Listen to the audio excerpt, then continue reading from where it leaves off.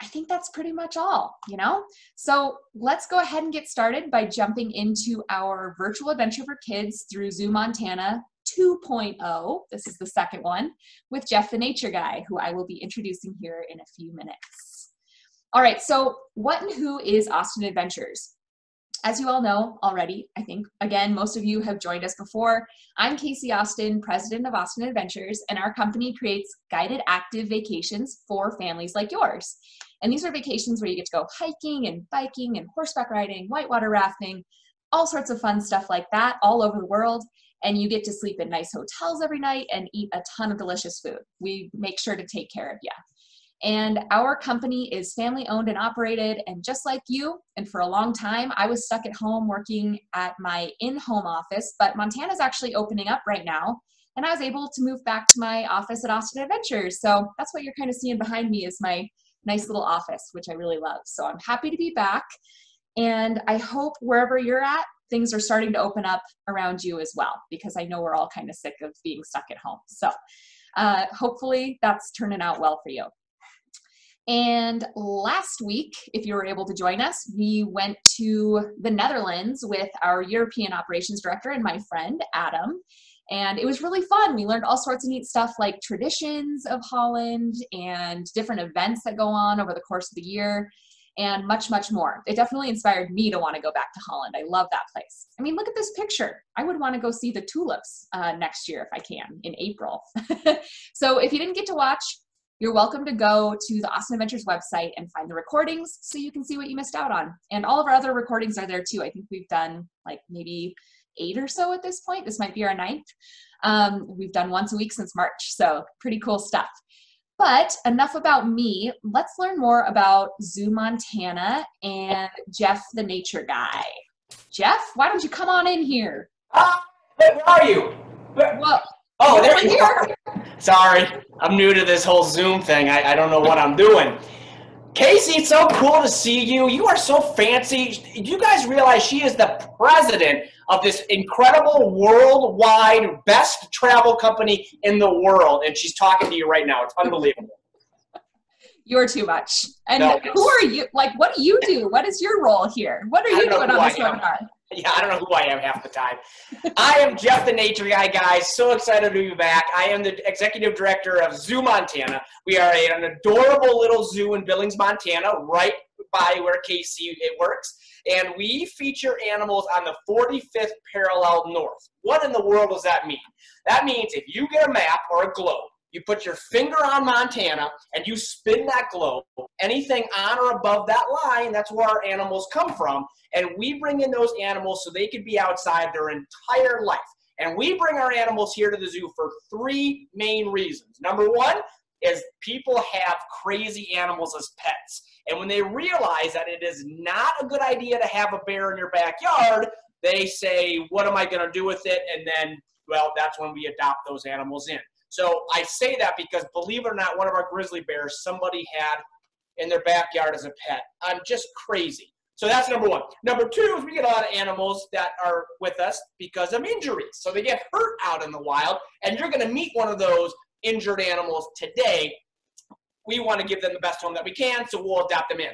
And number 3, they're part of a breeding program. What in the world does that mean? Well, that means we have them here so they can have babies. Now, why do we do that? Because we want to make sure that the genetics, so all that stuff inside of you that makes you you, those are all those genetics in there. You get genetics from your mom and dad.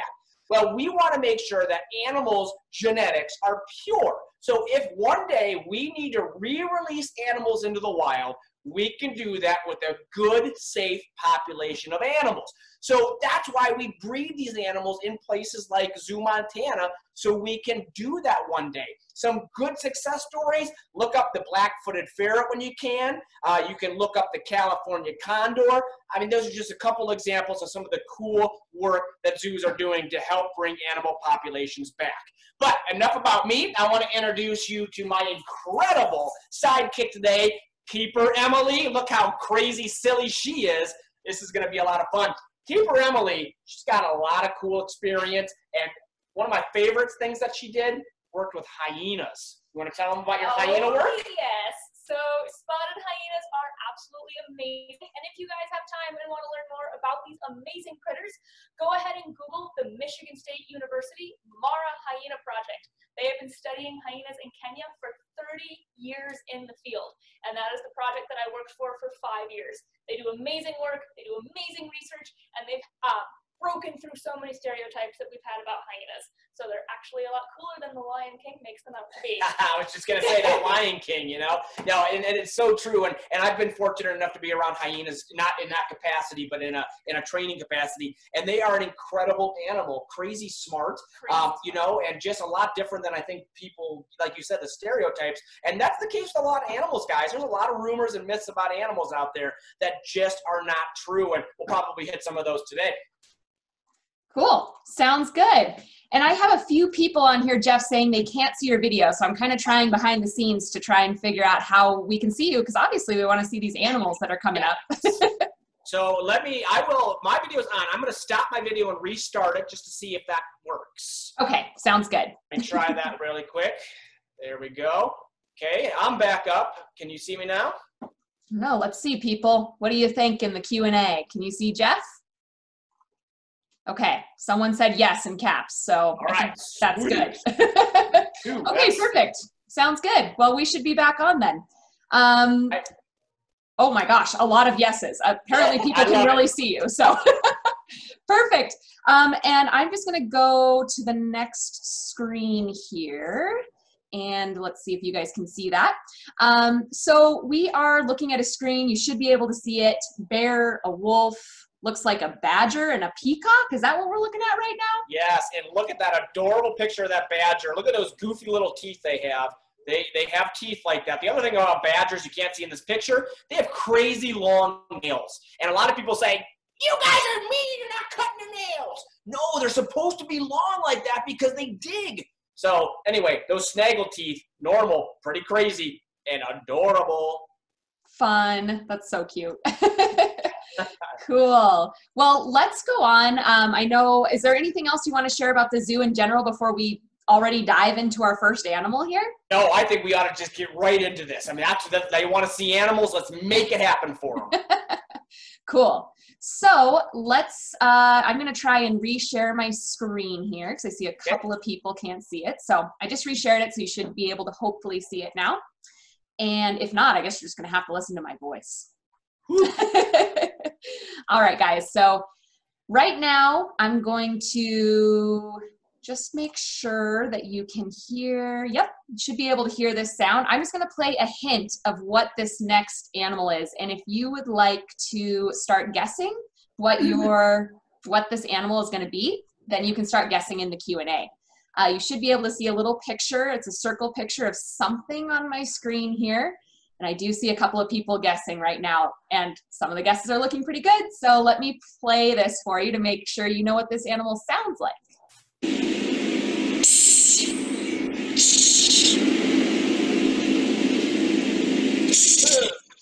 Ooh, interesting. All right, let's see what we got here. So it is a decomposer. It consumes fallen fruit and decaying plant and animal matter. And then it can grow up to 2.5 inches long. And it hisses by releasing air from its abdominal spiracles? Is that the word? Oh my gosh. Perfect. Wow, okay.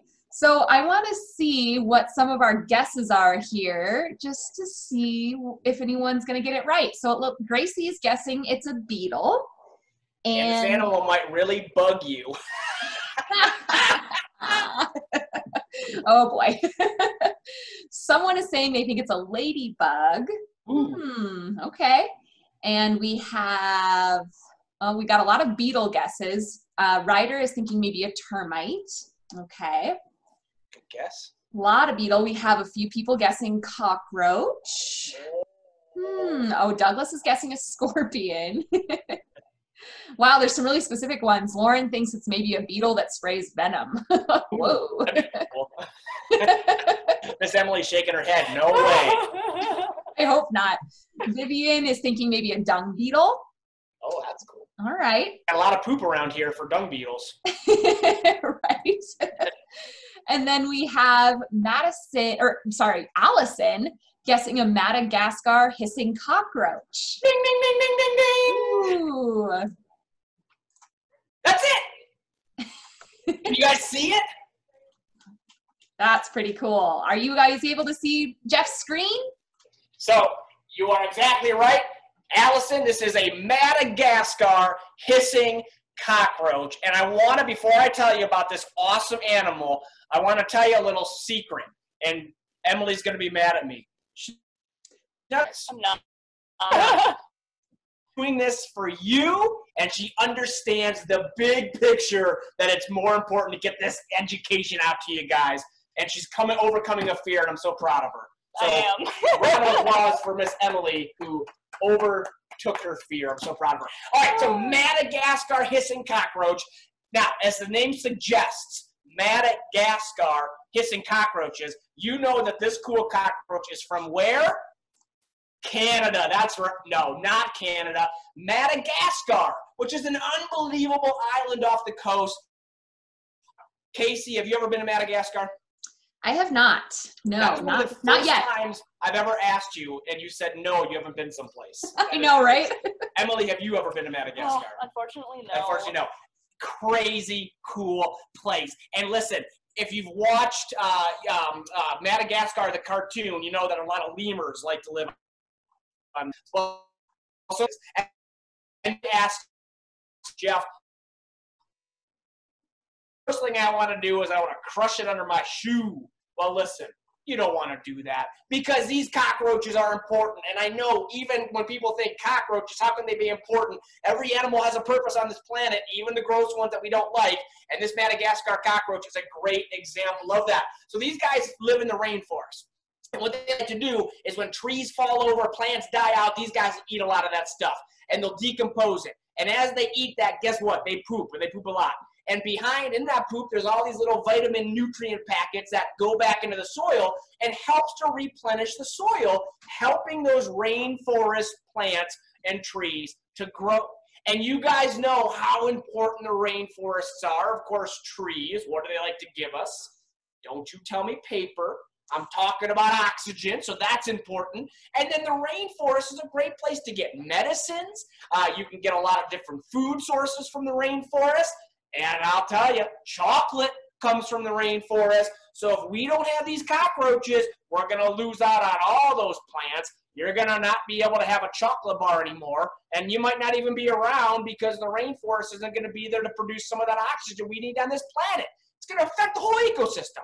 So this little critter, it's the beginning of the circle of life. And we've just talked about Lion King. I know you've seen it and how sometimes cheesy the circle of life is. It's a real thing, you guys. And this is a good starting point on that circle of life because a lot of things like to eat this little critter too and helps to support a lot of different organisms. Now, why in the world are they called hissing cockroach? Because here's the thing. This cockroach, as gross as it may be to a lot of you, it's harmless. It can't kick you, can't spit at you, can't karate chop you, can't do anything except hiss. And as Miss Kasey told you, they can actually expel air. It's kind of hard to see. But you see these, yeah, there we go. See those little black dots on the edge of the edge of his exoskeleton there? He can actually force air out of that, and it makes a hissing sound. So when an animal gets up to him and wants to eat him like that, she's going to hiss, and all of a sudden that animal's going to say, whoa, that might be a snake. I'm out of here, and it's going to keep her nice and safe. Works pretty well, but there are some animals that know better and still eat them. Now, why animals eat these guys? I don't know. Maybe it's the crunchy outside. Some people, Emily says it's the creamy middle. I don't know. It's gross, but they are edible even by humans. Yeah, people even eat these guys. Now, one other thing I want to mention. You can kind of see right here up on the top of his head. He's got, you might be able to see how it looks like little horns up there. That's how we can tell it's a male. The boys, they have those little humps or horns there because you know what they like to do? Well, like boys, all boys, that's a great shot right there. They like to wrestle. And I don't know how many boys out there don't like, not many. I mean, we like to get our aggression out and wrestle each other. It happens. And I got to tell you, in the animal world, and sometimes in the human world, what are we wrestling over a lot of times?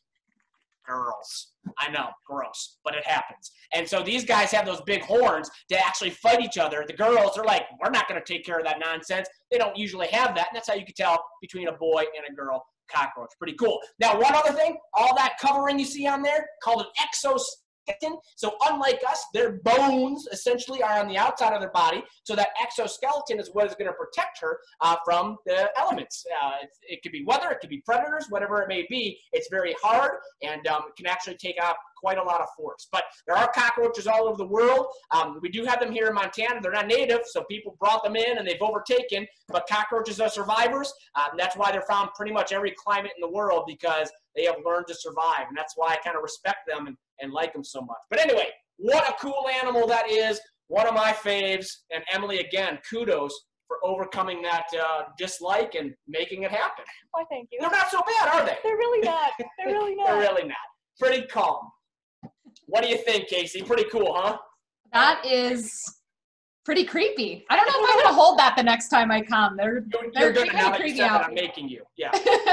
And I got to say, here at the zoo, we've got a lot. We've got, I don't know, 200 plus. I mean, they're all over. And not to be mean and sad, but some of them, they are fed to our animals. A lot of our reptiles like to eat these cockroaches. Oh my. Wow. That would be quite the sight. Yes. Okay, cool. Well, I'm going to share our screen again so that everyone can see that a nice close-up version of the Madagascar hissing cockroach.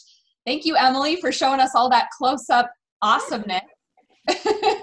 So guys, if you have any questions right now about the Madagascar hissing cockroach, why don't you put them in? And I bet Jeff has a few answers for you because, you know, he's pretty smart, at least the last time I checked. Yeah. Someone was thinking maybe that was a dead cockroach at first. I saw that they were asking, is that thing alive? Yeah, I promise it is.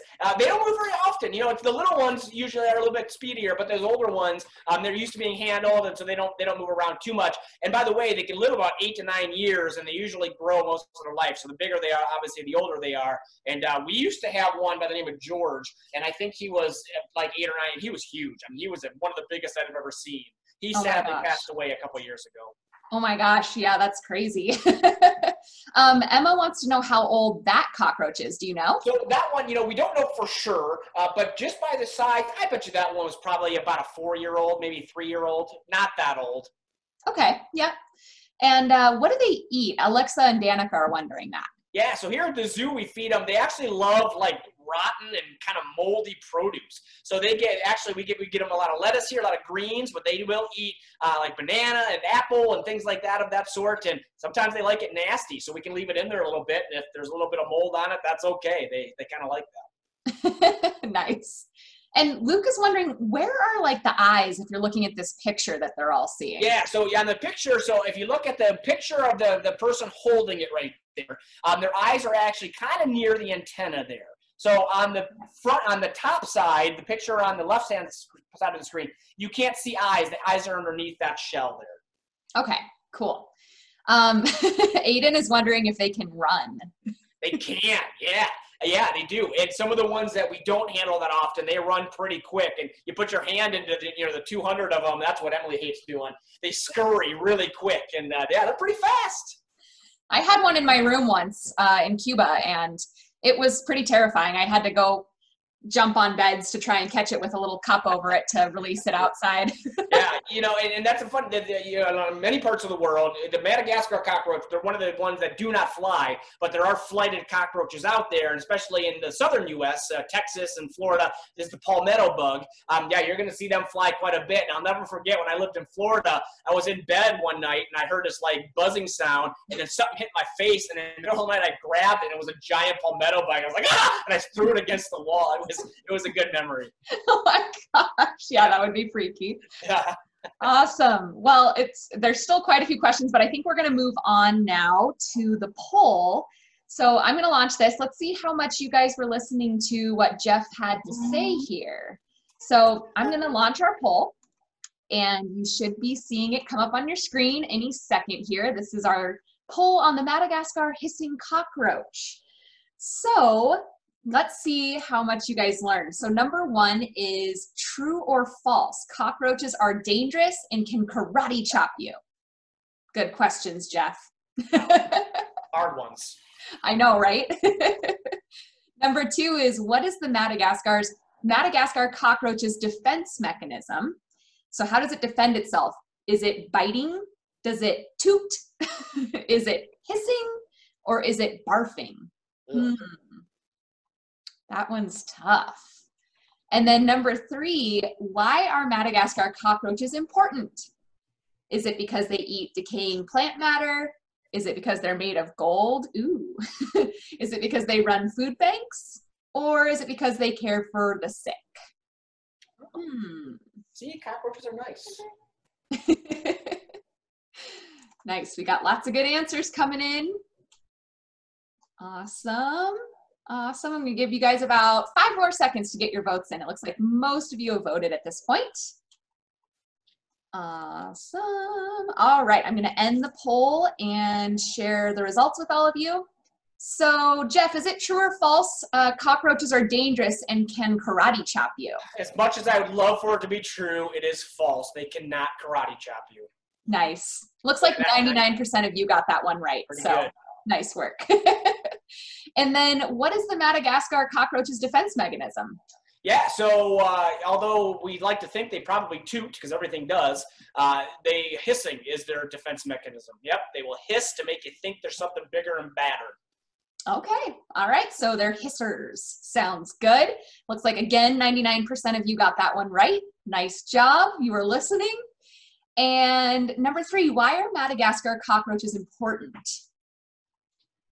I will tell you, it's because they eat decaying plant matter, and that is so important for the environment. Ah, yes, we need some of those decomposers out there, huh? That's right. Cool. Nice job, everyone. Looks like we did pretty darn good on that first quiz. I guess we'll have to see if they're hanging for quiz number 2. I love it. All right, so we're going to move on past old Madagascar hissing cockroach here. And we are going to move on to our next creature. So let's see what this one's going to be. If you guys want to start putting in your answers to what you think this little guy is going to be, start putting them into the Q&A now. And our first hint is that I am an amphibian. Okay. Hint number 2 is I have suction cups on my feet. Jeff's acting it out down there for you. And the third hint is my babes are called tadpoles. What do we think? So cute. All right, we got a lot of guesses coming in. It looks like Nitten is saying a bullfrog. Tommy is thinking a tree frog. Allison's thinking a tree frog. Leah is thinking maybe a gecko or a lizard. Jeff's dancing down there. I love it. I love the guesses. It's great. They are good guesses. Looks like Nina, Alexa, and Danica, Luke, Phineas, they're all thinking frogs, although some of them say a couple of different kinds. Looks like Luke is thinking a tree frog. Phineas is thinking a glass frog. Oh, man, lots of good guesses in here. Love it. A poison dart frog, someone's guessing. Ooh, you guys know your frogs. I'm impressed that you're naming some different types of frogs. That's pretty cool. Huh, okay. Oh, a Madagascar hissing frog? Oh, that'd be cool. I like that. Tying the last one and this one together. Awesome. What do we have here, Jeff? What is this? All right, you ready? Probably one of the cutest animals we have at the zoo. Are you ready? Here it comes, into view. Oh my gosh. Can you see her right there? Look at that adorable little face. Oh, oh my God, look at how cute. I'm gonna get my mug out of there so you can see that adorable little smile. Okay, everybody, so who said tree frog? Raise your hand. You got it. This is called a white tree frog. Now, I gotta tell you, they're also sometimes called, there's like 10 different names for this. Milky tree frog. My favorite, the dumpy tree frog, because they look kind of dumpy and frumpy. But listen, still adorable, absolutely adorable. And this beautiful animal is actually found in Australia, and they are introduced in New Zealand, and so they're found in that part of the world. And tree frogs are so cool because, as you saw in the beginning, they have those little suction cup feet toes that allow them to grab onto whatever it is they're grabbing onto. It could be a window, it could be a sink, it could be a tree, it could be a leaf. And obviously that's what allows them to stay up and planted on that tree. Now, as you also heard, this little cutie is an amphibian. And you guys probably know what amphibian means. It simply means that babies are born in the water as tadpoles. They morph into the adult, which you see here. So these guys, they do not live in the water their entire life. The white tree frog actually lives in the hollows of trees. And so a lot of times where water might collect in a tree, or at least it's somewhat moist in that tree, that's where they're going to live their life. However, white tree frogs, some of them actually do live quite a bit away from water, and those that do not live in the moist areas, they've got a really cool way to combat not being around water. They have these little pores on their body that they actually secrete a waxy material. I'll get out here so you can see if we can focus. They secrete a waxy material. Kind of see those white spots there? They secrete this wax, which essentially covers their body in a cocoon that will actually keep them moist so they don't dry out. How incredibly cool is that? That's a neat way that they live away from that water. Now, a couple other things about this critter. Now, they are actually found quite a bit in people's homes because they find that, well, it's a lot easier to catch bugs near people's houses because there's a lot of bugs to be had. So a lot of times, folks in Australia will find these guys on their windows, on their water heaters, in their bathroom, attached to their toilets. So it's not uncommon to see these guys in the houses, of course, where in Australia, where they are found. My favorite thing about these white tree frogs is there's a lot of research being done on using their secretion to benefit humans. And then we do know that right now tests are showing it can actually lower blood pressure. It can help with sores. If you got a sore on your mouth, it can help with that. I mean, so some pretty cool things that science is showing us that these guys are able to maybe help humans in the long run. So hopefully one day, maybe all of us will be taking tree frog pills to lower our blood pressure. Who knows? Kind of cool to think about. Now, one other thing I got to mention. I keep saying one other thing because there's so many cool facts about these guys. The female, they will lay a lot of eggs. Sometimes they can lay 150 to 300 eggs in one time. That is not uncommon for frogs to do. They like to lay a lot of eggs. And the reason they lay so many eggs is because, unfortunately, a lot of those babies, they don't make it. They get eaten by predators or they don't survive. And that mama and that dad want to make sure that some of them survive. So you lay as many eggs as you can. And the likelihood is a good number of them will survive if you have such a huge quantity. So yeah, upwards of 300 eggs, which is just absolutely incredible to me. Now, when these guys are upset, and I've never heard her do it. And I don't know, Mr. Josh is down here. He's the keeper of this beautiful animal. When they're upset, they will actually scream, a really high-pitched, shrilling scream. Like, it's crazy. Have you ever heard her do it? Barked at me a couple times. So he said she's barked at him a couple times, but we have not heard that actual high-pitched scream that I know sometimes they can do. I also can't hear high-pitched things that well, so it might have been a high-pitched bark thing, and I can hear that. So yeah, if you didn't hear that, he said he's not very good at hearing high pitches, so it's possible she did it, but he can't tell. But the barking is certainly something that he has heard in the past. And by the way, this young lady, we don't know her exact age. We have had her here at the zoo for 12 years. Get this, they usually live 16 years in the wild is possible with these guys, so she's got a little life left in her. The oldest one that we know of in a zoo was 21 years old when it passed away. So we maybe hope that we may have a record breaker on our hands here. And by the way, if you're wondering, these guys primarily bug eaters. They will eat moths, they will eat crickets, they will eat locusts as well, and occasionally will eat those cockroaches that I told you about earlier as well. But what a cutie! Look at that adorable little face. I just love her. Just love her. I love her too. I know, right? That's awesome. I got a lot of good questions coming in here. If you guys have any questions about White's tree frog, put them in now. Whoa. She's getting excited. We're going to put her back. Yes, so, I guess the first question that I saw was, Why is Emily wearing gloves when she's handling the tree frog? Great question. So because she's amphibian, they essentially, they breathe through their skin. And so that skin is really, really delicate. In fact, they're often what we call an environmental indicator, because when there's something going bad in the air, something bad like a pollution in the air, the first animals that will fall victim are usually amphibians, and frogs are usually at the forefront of that. So when we start having a mass frog die-off in whatever part of the world, there's cause for concern, and a lot of biologists will raise the flag of concern because it means there's something bad going on. So because their skin is so delicate, we don't want our oils of our skin, we're kind of nasty, we don't want our oils of our skin to get into that and affect her, and so the gloves are just a way for us to protect her a little bit. Okay. And Stacy is wanting to know, is she poisonous or venomous or anything? No, they are not. Now, there are frogs that are. Obviously, you've heard of poison dart frogs. You know, the majority of dart frogs are actually poisonous because of the food that they eat.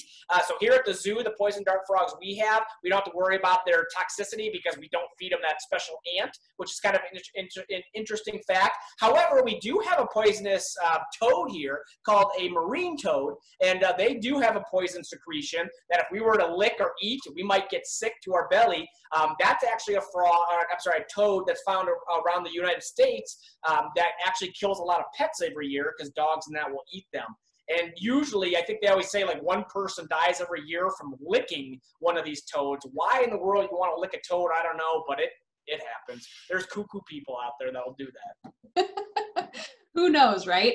Yeah, exactly. And I see that Gilbert and Emma both asked, what's her name? Does she have a name? Yeah, her name is Slughorn. I always say Slugworth because I think of Willy Wonka. Slughorn is her name. That is a name. All right. Yeah, that's a good name. Kind of, she fits it too, doesn't she? Yeah, right. And I've had a couple of people ask, I see Leah is asking as well, does she have like any kind of form of defense or anything for herself? Or Not really, no. You know, hiding and camouflage. The neat thing is, to a degree, they can change color. So a lot of times they will use that ability to camouflage in with the area that they're at. So a lot like a chameleon, not quite as intense as a chameleon, but they can change that hue of their skin. So really camouflage is going to be the best defense mechanism that they have. Obviously that great hopping ability to get away. You know, if that not flight, they can't fly, but that ability to leave the situation is going to be her best defense. Can bite, certainly don't get me wrong there, but that usually they're going to either blend in or leave the scene. Okay, cool. And I think you answered this, but did you say she was 12 years old? 12 years old, yeah, so she's up there. Okay, cool. And I have a lot of people saying that she's really cute, so. Adorable, I love her. The cutest little frog. Awesome, guys. So let's go ahead and I'm going to share the screen just so you can see the nice close-up of White's tree frog here. And we're also going to run a poll and see how much you all learned about this cute little frog that Jeff just showed off and Emily just showed off. So I am going to launch our poll now. So you should be seeing it up on your screen any minute. And I will give you here a couple of minutes to put your guesses in. But the first question is going to be, where are White's tree frogs found? Is it Montana, Australia, the bottom of the ocean, or the Sonora Desert? Not really hot desert. Yeah. All right, and then number 2 is true or false. Tree frogs have huge toe pads to stick to surfaces. Is that true or false? And then our third question is going to be, why do White's tree frogs cover themselves in a milky cocoon?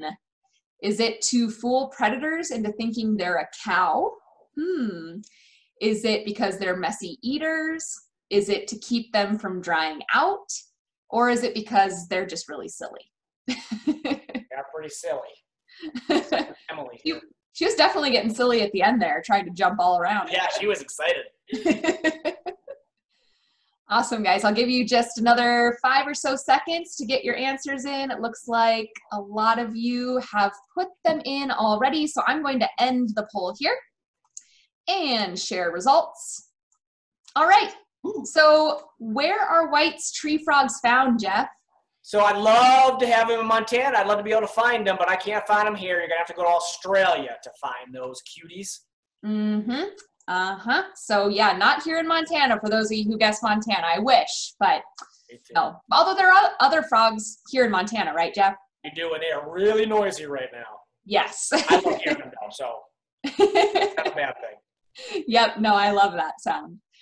Awesome. So number 2 was true or false. Tree frogs have huge toe pads to stick to surfaces. They sure do. Talk about a big, big toe. They got it. Yep, that's a fact. All right. And then number 3 was, why do white tree frogs cover themselves in a milky cocoon? So they don't dry themselves out for those that are living away from a good moisture or wet area. So you're probably not going to find this guy in the desert anytime soon. You're not. They would be very unhappy in the desert. Oh, boy.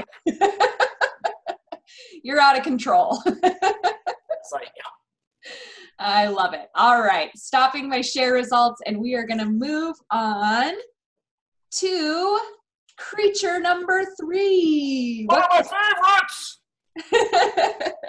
All right, everyone. So while Jeff and Emily are getting creature number 3 ready, why don't you start putting in your guesses for what this is going to be. I have a couple of sound clips to play for you. I'll play this one first.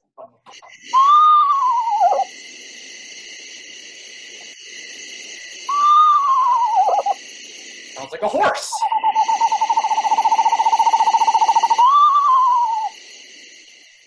Ooh, that's a pretty cool noise. So the first clue is I am nocturnal. All right, and then let's listen to another sound clip.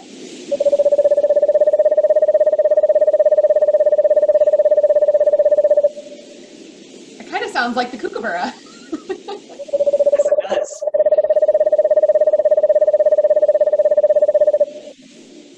For those of you who were on last time, you probably remember that kookaburra we had on that was laughing. All right, so the second clue is I regurgitate the bones, fur, and feathers of my prey in an oval pellet. And then let's listen to this last sound clip.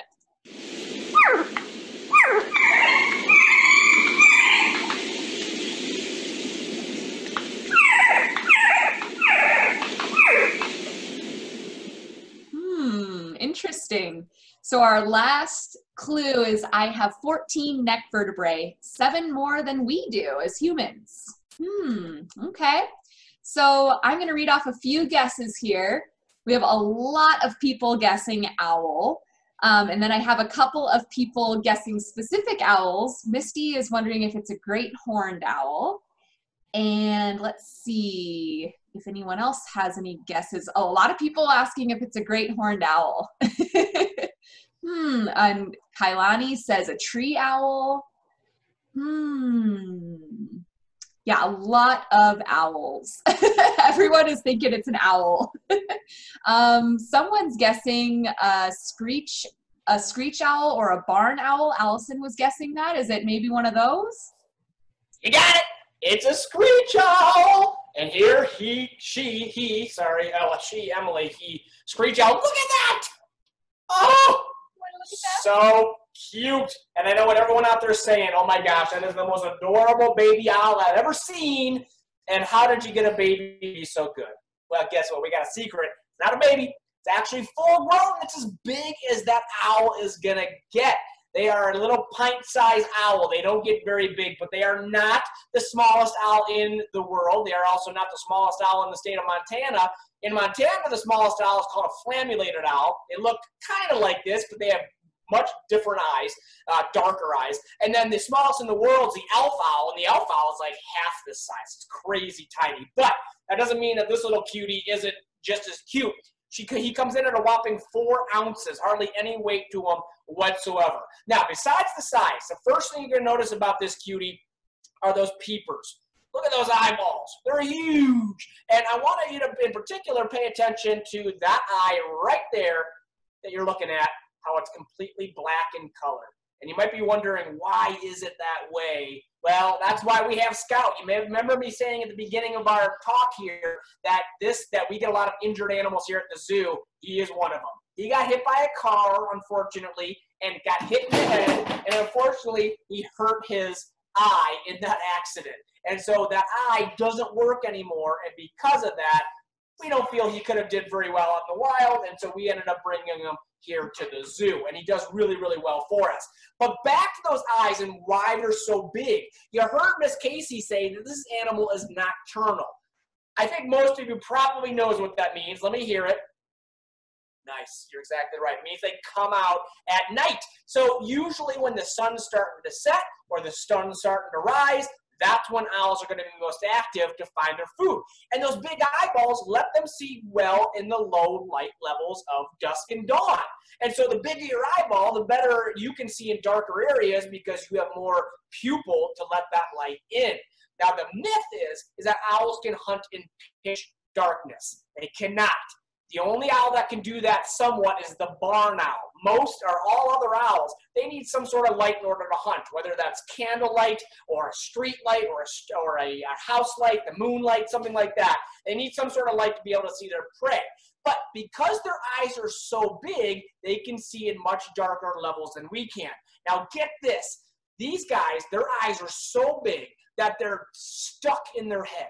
There's no room behind their eyeballs for muscles, so instead of moving their eyes back and forth like we can do, in their head almost all the way around. How far? 270 degrees. What in the world does that mean? That's like me looking at you, turning around, and looking like over here over my shoulder. If you guys tried to do that, your head would pop right off, so don't try it. You can't do it. These guys can do that because, yeah, excuse me, they do have extra vertebrae in their neck that allow that extra mobility, and they've got a really good neck system. It's just awesome. So you're going to see that head turning, and he's kind of doing it right now. But again, because those eyeballs are so big. Now, a couple other neat things about them.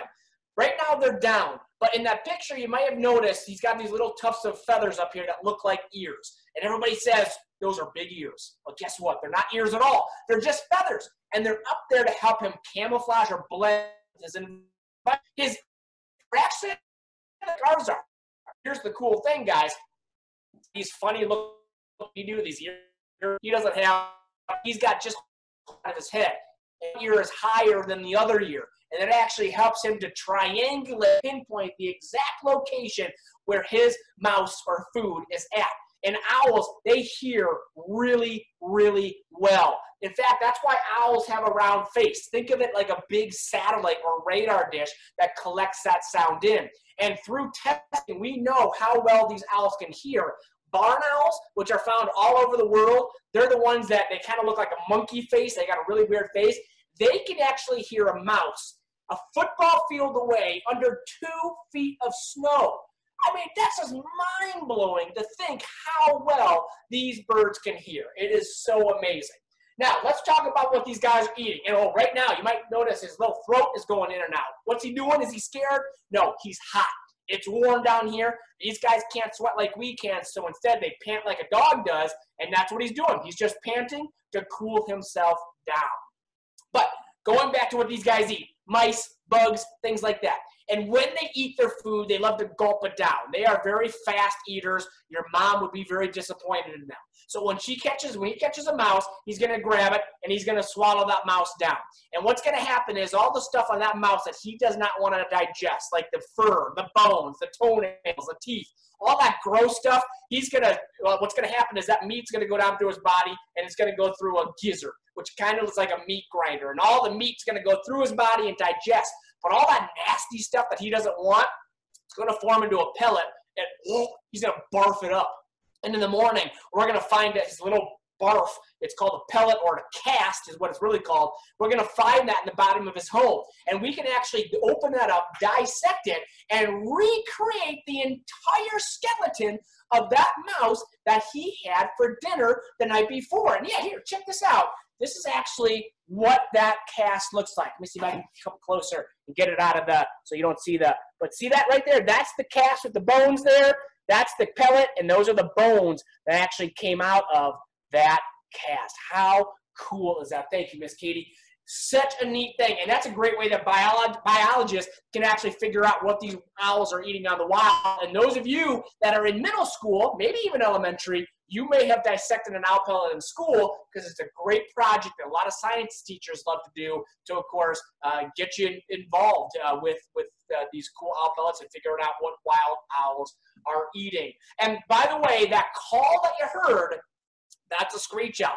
Everybody, when you think of the word owl, you think of that hooting call. That's the great horned owl. That's essentially the larger version of this owl. Looks a lot similar, it's bigger. This guy sounds like a horse neighing in a tree. So if you're at home going crazy thinking you have a horse in your backyard, you don't. Just got a screech owl. And they're actually found really throughout the United States. You can find them pretty much all over the U.S. And here in Montana, we're lucky because we have both the western and the eastern screech owl, which you can see coexisting our state. That's really the only place in the world that you can see that, which is pretty cool. But nonetheless, what a cutie patootie. Definitely, we got a theme going on here, Kasey. Just the cute animals today, apparently. I agree. And I think I have seen more people type in the word cute than I've seen on any other animal that we've done so far in both of our zoo tours. So, I love it. Yeah, super cute. All right, guys, so if you have any questions about the Eastern Screech Owl, go ahead and type them in now. I did have Tony ask in the middle of this, why is it not sleeping right now? Good question. So this guy works what we like to say the second shift. So because we work with him a lot and he's around people and he sees people all day, he's kind of altered his schedule a little bit. And they can be trained to do that. And that's exactly what he does. So in the wild, yes, he would normally wait until usually when the sun's starting to go down or the sun's coming up in order to be up. Now here at the zoo, he's a little bit different. And so he has changed his schedule a bit. Okay, cool. And the worry that we get a lot of times is that does it hurt their eyes to be up during the day? Not at all. Their eyes work the same way ours do. Their pupils can constrict and dilate. So when it's light outside, their pupils just constrict and do not allow the light in. So no, it does not hurt their eyes to be up during the day. And you will occasionally see wild owls hunting during the day. It's not uncommon to see that. They just prefer coming out at night. Okay. And Stephanie wants to know if this owl has a name. Yes, his name is Scout. He's a male. We don't, again, know how old he is because he came to us from the wild, but we do think he's probably at least, what, 6, 7 years old, if not older. I think we've had him here at the zoo for 6 years or something like that. So he's up there. Get this, they only usually live maybe 2, 3, maybe 4 years in the wild. So he is a senior citizen already. At 6 years old, that's amazing. Awesome. And let's see. Oh my gosh, there's so many questions. A lot of people are asking, why is she so cute? So I guess the length of time that they live in captivity, I have a lot of people asking how long they live. Do you know what the oldest they get in captivity is? Yeah, I don't know the oldest in the world, but I do know of some that are in the 10 to 13 year range right now. They do live longer here because they are getting vet checks. They're out of the elements. They don't have to worry about predators. They get good, ample food here. So all of those things obviously are going to lead to a better life than if they were out in the wild, get eaten by everything. Yeah, that makes sense. And I have a couple people asking if it lives near them. I think you said sometime during this last few minutes that they live all over the United States. Yeah, so they're pretty common throughout the U.S. You're going to see them quite a bit. The Midwest over, Eastern Coast down south, you're going to find them as well. Most places in the world do have some sort of miniature owl like this. It may not be the screech owl, but something similar. So most likely, most of you guys that are watching will have something similar to this, probably close to your backyard.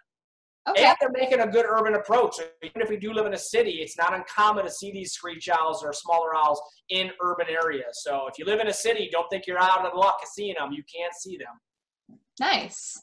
And I have one last question from Aiden. Do they hibernate? They do not. No, they are out year-round, and they actually do quite well in the wintertime. And gosh, what a neat picture there. Look at that camouflage. And what they'll do is they'll squint their eyes like that to hide even much more. He's watching you, but he's still squinting so you can't see him. Yeah, that is a pretty cool shot. Awesome. So that is the Eastern Screech Owl. Awesome questions, everyone. Let's go ahead and start the poll to see what you've learned about this cool, cute little owl. Let's make sure we use that word because so many of you were describing that owl as cute, which I agree, very cute. All right, so you should be seeing the poll up on your screen now. And our first question is going to be, why do owls turn their heads so far? Is it because they're possessed? Is it because they have no neck bones? Is it because they're made of rubber? Or is it because they cannot move their eyes, so they have extra mobility in their necks? Good question. And then number 2 is, why do owls puke every night? Is it because they're always sick? Is it because they need to rid their bodies of indigestible material? Is it because they get grossed out by the food they eat? Or is it because they're just plain nasty? I like all those answers, actually. And then number 3 is, true or false? The feathers on the top of the screech owl's head are ears. Is that true or false? I have a lot of people, it looks like, going back and forth on answers. They're kind of like guessing one and then they go to another. So I think you got a few people on these questions. It's tough. And as we're waiting for the poll to go, the other neat thing about owl feathers is they're unbelievably soft. And that's because owls can fly silently. They can fly without making any noise. There's a special kind of almost like a staircase pattern on the edge of the wings, allows wind to essentially pass through it. So they can fly a foot over your head and you never even know it. They're that silent. So cool. Wow. Yeah, I've definitely had an owl fly by me before, and you don't hear it at all. Even when it lands in the tree or whatever, it's so silent. You just have to be able to see. It's so cool. Absolutely. They are just the kings of predators. I mean, they are so good at what they do. Nice. Nice. All right, guys, let's end this poll, and I will go ahead and share the results. So why do owls turn their heads so far, Jeff? Because they cannot move their eyes, so they have extra mobility. All right, awesome. And why do owls puke every night? Very good, guys. You guys are getting good. They rid their bodies of indigestible material, the bones, the teeth, all that nasty stuff. Get it out of there. That's right. And then true or false, the feathers on the top of the screech owl's heads are ears. Even though they look like ears, they are not. They're just feathers to help them camouflage in. Nice. Awesome job, all of yous. You know, the neat thing about Little Scout there is he loves the holiday season. In fact, he'll sing during that time. He sings, "I'll be home for the holidays." Oh my gosh, you and your jokes. It's like you're around animals all day or something. Emily told me that one. I love it. All right, cool. So we are going on to our final animal here. I wonder what this one could be. Start putting your guesses over there into the Q&A, people. Let's go for our first hint here as Jeff is getting this next animal ready, and Emily as well. All right, so I am a type of rodent. All right, so that is our first hint. All right. Ooh, I got some good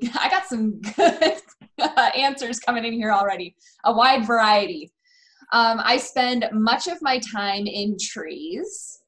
That one might throw some people off a little bit. Yeah. And our last hint is I have 30,000 points of defense. You're so witty. What could it mean? All right, I'm going to read out a couple of the guesses here. We have Alexander's thinking maybe a lemur. Quentin thought maybe a skunk. Gracie's thinking a howler monkey. Ooh. Brooke thought maybe a koala. Good Okay, guess. and then Joseph is asking a raccoon maybe. Okay. Alexander said a badger. And I have a lot of people guessing that it is a porcupine. Oh, guess what? You got it. And we have another helper today, Mr. Josh, our assistant curator here at the zoo. And oh my gosh, you guys, look at I can't even talk. I'm just blown away by how adorable this little critter is. North American porcupine. Her name is Lander. And she's like trying to figure out what she's doing here, what's going on.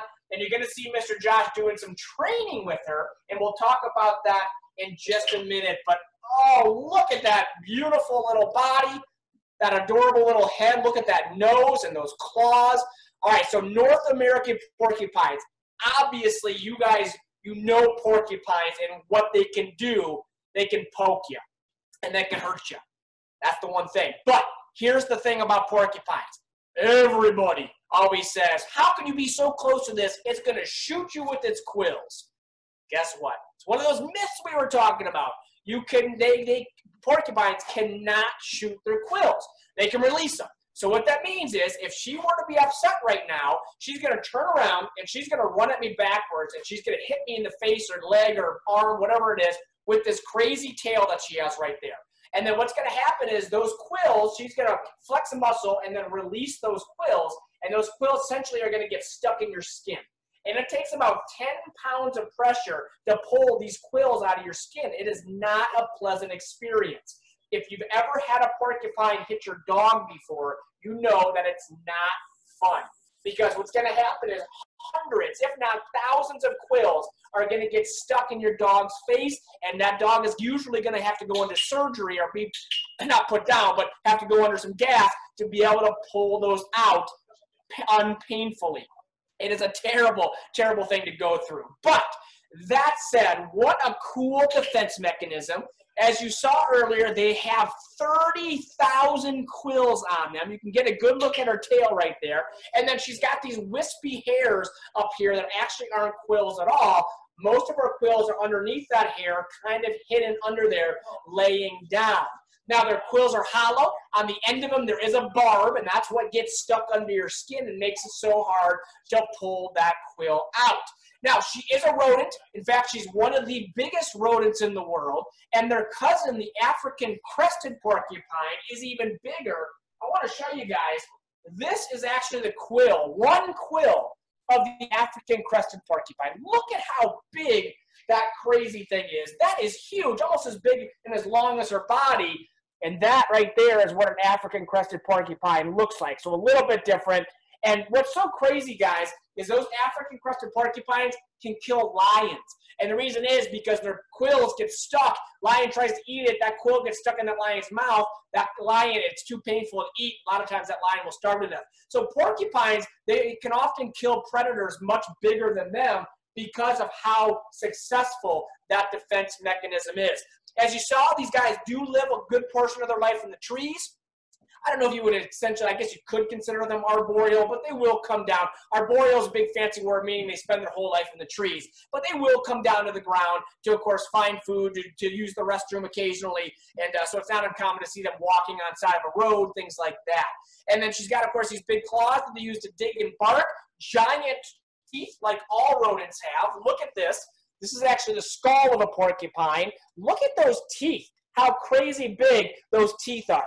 They're huge, and all rodents have that orange coloring on those teeth there, and obviously the thing about those teeth is that they are always growing. So rodents always have to be chewing on something in order to keep those teeth gnawed down. These guys are no different. So out in the wild, these guys are going to be eating bark off of trees. That's generally what they like to eat the most. They love to be in pine trees. And even here at the zoo, we have some wild porcupines. You walk around our zoo, you can see where the bark has been stripped off of branches and tree trunks because of the porcupines eating it. So that's a cool way to look out in nature to know if there's porcupines around. Now, these guys generally will live, oh gosh, I forget now offhand. I think it's like 20 years. I had it somewhere. I forget that. This young lady here is actually pretty young. She's about a year. She just turned a year old. And the reason we have her is, sadly, somebody shot her mom.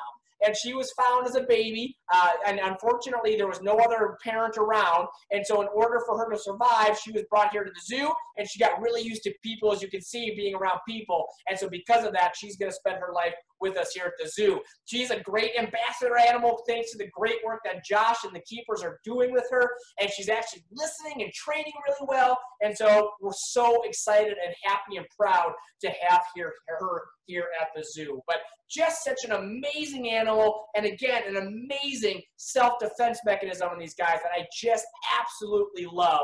But it's definitely one of those animals you don't want to encounter out in the wild if you're not prepared. Yeah, and she's hot, so she's spreading out to get cool on the table. It's warm down here in where we're at, and so she's just trying to cool down. Okay, I think the porcupine beat out the number of cutes that the Eastern Screech Owl got. I mean, that face, right? It is so adorable. She is so cute. Oh my gosh. I have a few people asking what her name is. So her name is Lander. We named her Lander, and she was actually named after the son of the individual that found her. Okay, cool. And by the way, 30 years is how long the wild ones can go. So she's got a pretty long lifespan. Nice. Very nice.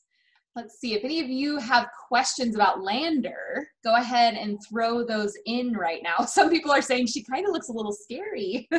Yeah, maybe a little bit. Yeah, they're a weird-looking animal. My favorite thing about porcupines is they look like they have a little mohawk. You know, these little hairs on the front of her head here, they stick up like that. They're absolutely adorable. So, yeah, it makes it look like she's got a little crazy hairstyle. Okay. And Emma is wondering, like, what kind of training or how do you train Lander? Yeah, thanks for asking. So you might have seen Mr. Josh using this really cool tool right here. So this is a target stick. And so you see that little blue ball on the end of it. So when she touches this, when she touches the end of that blue ball, she gets a reward. And so when we want her to go someplace or to do something specific like get a weight, we will actually point this target stick, she'll touch it, she gets a reward. So it's called operant condition or positive reinforcement, and it works the same way with you guys. If you get an A on your report card and you get a pizza dinner because your mom and dad are proud of you, you're probably going to try harder next time to get an A because you want that pizza party again. That's how I am. The other thing is this little thing right here, that's called a clicker. And basically what a clicker is that's our way, it's called a bridge. And basically it's our way to tell Lander that she did something right. Now, of course, the reward is the ultimate reward, and that's ultimately what's telling her that she did something right. But that bridge just reassures her that she's doing something that we want her to do. It's a sound that she knows, and she knows that she's done something good when she hears that clicking sound. Cool. That's awesome. And do you take Lander into the schools and things like that around here when the schools are open? Yeah, absolutely. We haven't much just because she's so new to us, and with everything going on in the world right now, there haven't been many schools to go to. But certainly when we have the opportunity to, we will. She travels really well. She crates really well. She gets her weights really well. She's just a great animal. And so, yeah, we will absolutely take her places. Nice. Yeah, she seems pretty awesome. So yeah. She's chilling out right now. Yes, she see if I can bring it. I don't know if this will reach. I'm going to see if I can bring this around so you can see her cute little face. Ooh. Aww. Look at that. Oh. That is adorable. Yeah. Yep, she's just breathing. Yep, exactly. She's warm. Very cute. Awesome, guys. Well, we will let Lander go. I'm going to go ahead and share my screen so you can see a nice close-up picture of the North American porcupine. Not that you haven't seen one at this point in real life, but pretty awesome. So yeah, everyone is saying Lander is super cute, and yes. They were pretty excited about Lander. So I just love her. That's such a neat animal to see in the wild too. I mean, obviously, like I said, you don't want to be on the receiving end of those quills. But when you're walking through the woods and you look up and you see one, it's shocking and it's amazing and it's neat. And there's a lot of, I've worked with a lot of amazing animals, as we all have. There's a lot of cute ones, but there's nothing quite as cute as a baby porcupine. I mean, Lander's cute, but when she was first with us and she was literally this big, I can't even tell you how adorable she was. I can only imagine. That's so fun. Awesome. Well, let's go ahead and run our poll here, our final poll, just to see what you all have learned about the North American porcupine. And so you should be seeing it up here on your screens, but the first question is going to be, what are a porcupine's quills used for? Is it to knit, for protection, for fishing, or to make shish kebabs? Ooh, kind of like the idea of that last one. I know, that sounds delicious. And then number 2 is, what are porcupine quills made of? Are they made of glass, paper, wood, or keratin, which is the same stuff as your fingernails and hair? All right, and then we have number 3, which is true or false, porcupines can shoot their quills. Is that true or false? I hope they can't shoot you from there, Jeff. Yes. All right, so we got about, I'm going to give you guys about 5 more seconds to get there. As we're waiting, I got to tell you another adorable fact about porcupines. A group of porcupines called a prickle. Oh my gosh. If they couldn't get any cuter already, a prickle of porcupines. Prickle of porcupines, and the babies are porcupets. That's it, porcupets. Oh. I know, so cute. Oh, I love it. Awesome, guys. Let's end the poll, and I'll share the results with you. All right, nice. Jeff, so what are a porcupine's quills used for? For protection. That's what they're going to use. When they're upset, they're going to run back into you with those quills, stick them in your skin, and walk away. Awesome. All right. Let's, not get near one of those then. No. Unless it's a trained one like Lander. Yes, that's right. All right. And what are porcupine quills made of? So they are actually modified hairs. So the same thing as your hair and fingernails, keratin. Ah, how nice. Yes. Cool. And then true or false, porcupines can shoot their quills. Yeah, so that's probably the biggest myth in the animal world. That is false. They cannot shoot their quills at you. Gotcha. I think you got a few people with that one. So now they'll remember that. So. Yes, exactly. But you are not alone. There are a lot of people that really think that can happen. Nice. Awesome. All right. So I will stop sharing that. We'll keep moving on here. And that is the end of our animals, at least for today. So if you had fun on this presentation here and you want to keep learning about animals or see all the fun activities that ZooMontana recommends, you should write down this website to learn more. Or if you don't have time to write it down, just go to the ZooMontana website and click on the Learn tab. And from there, you just have to scroll down to Teacher Resources, I believe it's called. And there's a lot of cool things there. There's some different activity sheets that have different animal facts and you can color, and there's mazes and things like that. And there's also just some fun ideas for kids and families, like the If I Were a Zookeeper activity, which challenges kids to build a habitat with just a few materials that you probably have at home. And there's the At-Home Animal Encounter, which has you creating your own stories featuring pets or stuffed animals. And there's Science and Nature in Your Own Backyard, where you get to go outside and journal about your different observations. So there's some really fun stuff in there. And Jeff, just for all the locals watching today, the zoo is open now, isn't it? We are. We're so excited to finally be back open to public. So we'd love to see you. Come on out here, regular hour. We're on summer hours now. And we got a lot of fun things going on. We just got a new top here at the zoo, which is pretty cool. And I'm happy to say that eventually soon, this summer, sloth coming. So cool. we have some pretty exciting things going on here at the zoo. But yeah, and brand new website, ZooMontana.org. So yeah, go check it out. We got a lot of fun, cool things for you to do. And we know a lot of you around the country are still under quarantine or in your house. And so we want to give you guys an opportunity to have some fun things to do while you're waiting for all this to pass. Nice. I love it. Awesome. So thanks everyone for joining us on our virtual adventure for kids. So sadly, this is our very last adventure together, at least for now. I know Jeff's crying over there. When we started these virtual adventures back in March, we had no idea how popular they would be. We've hosted more than 6,500 kids and families who've come exploring with me and sometimes Jeff to some of my favorite places around the globe. And we even got to go to the zoo a couple of times with Jeff the Nature Guy here.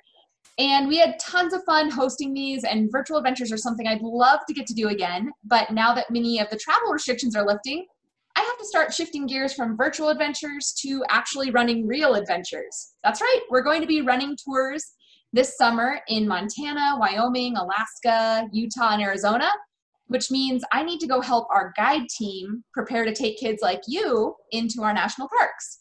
So I think that a lot of you are starting to wrap up your school year. You're probably getting ready to enjoy your summer break.